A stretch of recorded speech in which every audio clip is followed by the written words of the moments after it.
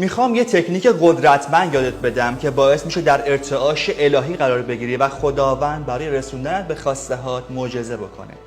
اسم این تکنیک بی‌نظیر 3 مرحله‌ای 2 4 6 و اجراش به این صورته.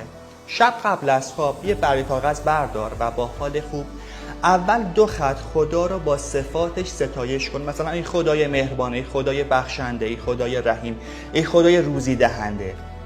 و بعد 4 خط در مرحله دوم از خداوند بابت نعمت‌هایی که بهت داده، سلامتی، خانواده، موفقیت و هر برکتی که بهت داده با حال خوب سپاسگزاری کن. و در مرحله سوم 6 خط متن نامت باشه و از خداوند درخواست کن که کمکت کنه که اون فکر، که اون اراده، اون توانایی، اون ابزار و راههایی رو سر راهت قرار بده که باعث بشه بتونی هر چه سریعتر به اون خواسته هات برسی. فقط لطفاً متن این نامه دلی باشه، توش جملات منفی و ابراز بدبختی و ناراحتی و نگرانی نباشه و برای خدا راه مشخص نکن. این تکنیک خیلی قدرتمنده، از همین امروز شروعش بکن و لطفاً این پست رو واسه عزیزانت هم بفرست و تو کامنت بنویس که خداوند همیشه همراه و پشتیبان منه.